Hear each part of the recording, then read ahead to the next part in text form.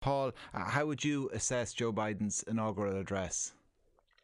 Well, it was really just a call to action. I mean, he is taking office at a time of just incredible difficulty, not just the pandemic, but the economy, which has just collapsed because of the pandemic, and also the third major problem that he referred to a couple of times in his address, and that is these widening divisions that we have in this country, racism, white supremacism, and those kind of things.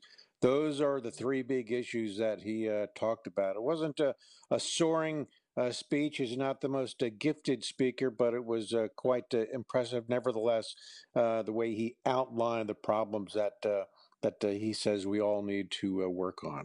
Terry Prone, our last guest, was talking about how at different points in the speech, while he was quite pointedly rejecting Trump's doctrine, that he was reaching out at other times to Trump's supporters. How do you expect his speech and the content of that speech to go down in the reddest of red states?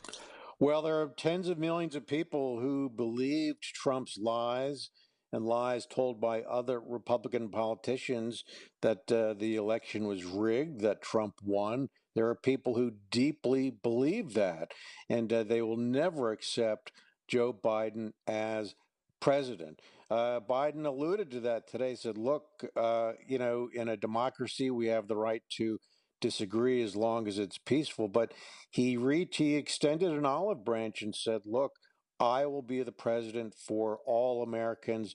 Just give me a chance and look at what's inside my heart, I think was the phrase that he used. So we'll see. I think it was a very touching speech from that regard. But there are going to be an awful lot of people who are just deep Trump loyalists and will Mm.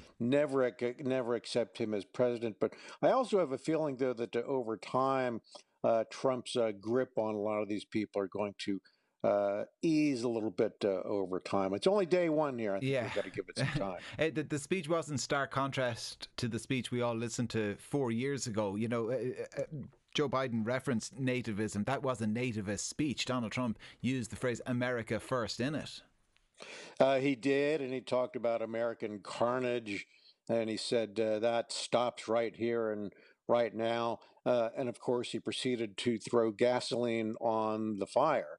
We had these problems long before Trump came to office, but he was an accelerant for them.